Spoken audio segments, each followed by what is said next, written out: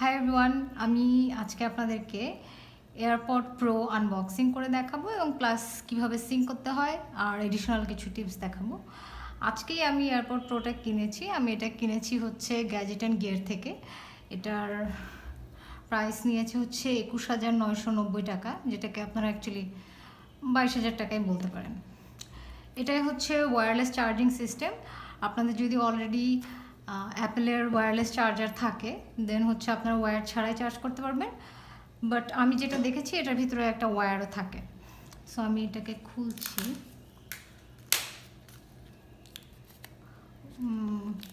তেমন ভালো করে খুলতে পারিনি।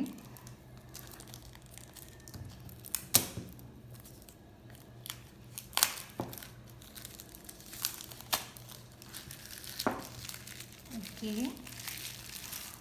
সো এটা হচ্ছে বক্স। এটা ওপেন করলে এটা প্রবাবলি হচ্ছে ম্যানুয়াল। হ্যাঁ, এটা হচ্ছে ম্যানুয়াল। আপনি কিভাবে সিঙ্ক করবেন, বিভিন্ন ভাষায় ম্যানুয়াল আছে। সো এটা আপনারা দেখে নিতে পারবেন। সিরিয়াল নাম্বার আছে, সিরিয়াল নাম্বার নিয়েও আমি আপনাদেরকে কিছু একটা বলবো। সো এটা হচ্ছে এয়ারপড।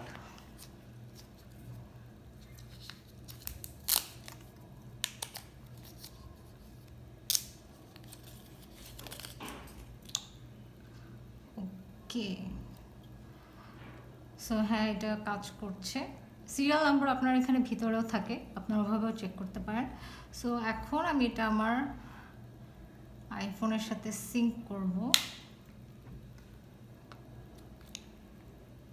সিঙ্ক করতে হলে এই যে চলে এসেছে, আপনি কানেক্ট দিবেন। দেন এখানে বলছে press and hold the button on the back of the charging case. সেটা হচ্ছে এই বাটনটা, এটাকে প্রেস অ্যান্ড হোল্ড করুন। সো এই যে এখন কানেক্ট হচ্ছে। আমি এগুলো স্কিপ করছি। সো এখানে দেখাচ্ছে 100% চার্জ আছে, কেসে 30%। এটা আমরা পরবর্তীতে চার্জ করব। সো হয়ে গেল এটা। দেন আপনারা হচ্ছে সেটিংসে যাবেন। সো সেটিংসে গিয়ে দেন হচ্ছে অ্যাবাউটে যাবেন। অ্যাবাউটে গেলেই আপনারা ইচ্ছে দেখাচ্ছে এয়ারপড প্রো। যে দেখেন আপনাদের সিরিয়াল নাম্বার এবং সব ভার্সন সব কিছুই দেওয়া আছে।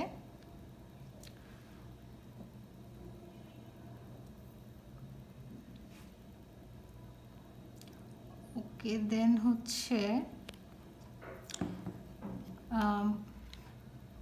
এয়ারপোর্টটা, এটা হচ্ছে লেফট অ্যান্ড রাইট।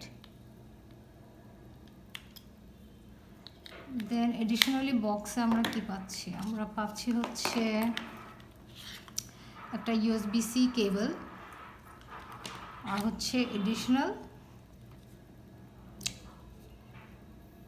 দুটো সিলিকন ইয়ারবাড। ও ওয়াও। সো ডিফল্ট আপনার যেটা লাগানো থাকে সেটা হচ্ছে মিডিয়াম সাইজ।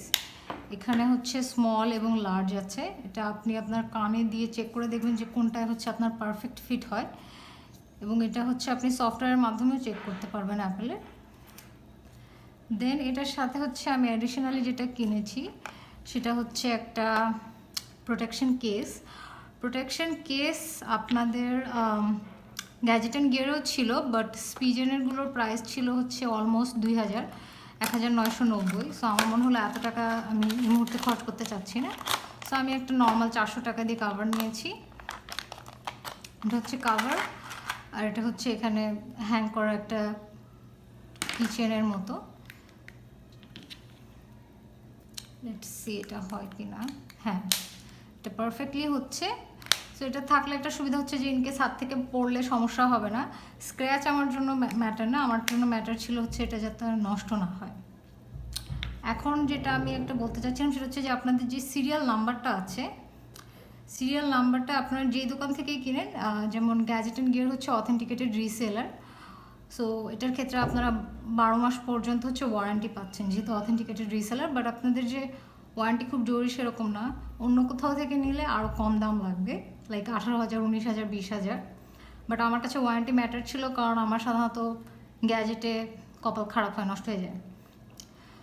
বাট আপনাদের যদি কপাল ভালো হয়, you can take the gamble. So আপনারা অ্যাপল সাপোর্টে গেলে আপনি যে কোনো প্রোডাক্টের অথেন্টিসিটি প্লাস হচ্ছে কতদিন ওয়ারেন্টি আছে এগুলো চেক করতে পারবেন। Find serial number of your Apple product, এটা লিখে সার্চ করলেই লিঙ্কটা চলে আসবে। দেন হচ্ছে এই যে এয়ারপড আছে,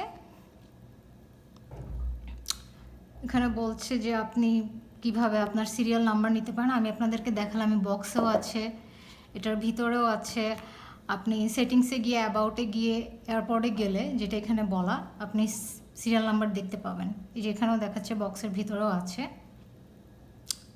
সব কিছুই দেওয়া আছে।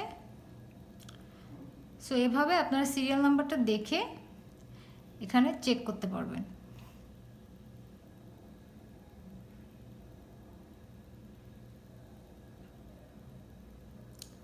সো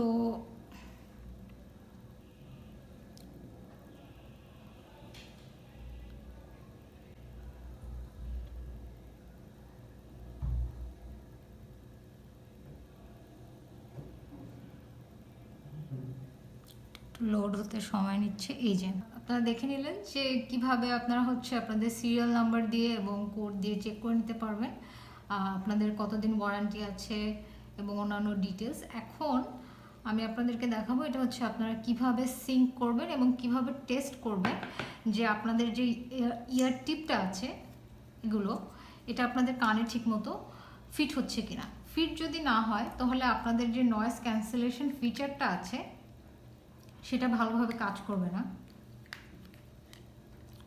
আমি কভারটা বের করে নিচ্ছি, এটা ওপেন করবেন, connect to press and hold.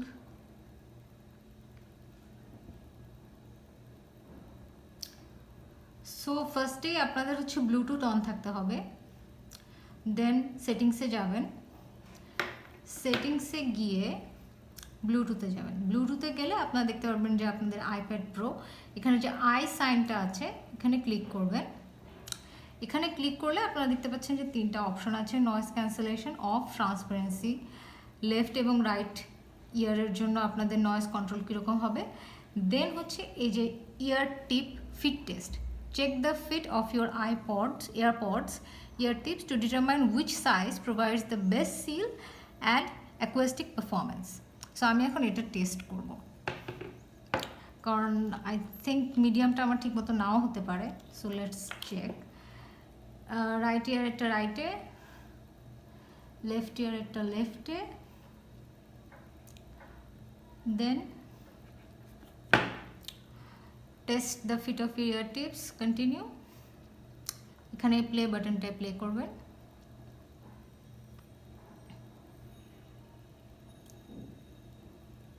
So এখানে আমাকে বলছে যে আমার লেফট ইয়ারেরটা ঠিকমতো অ্যাডজাস্ট হয়নি। সো আমি এটা আবার ঠিকমতো দিলাম, আবার প্লে করে দেখি।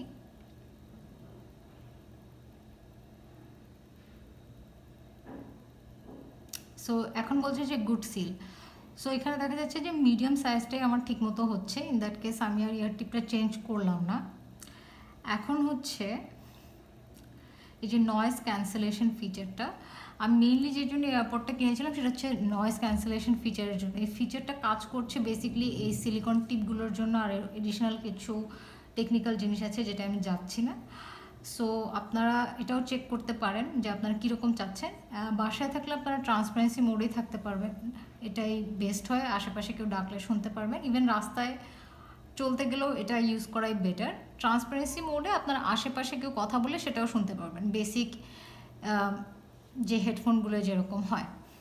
এটা যদি অফ করে দেন আপনি হচ্ছে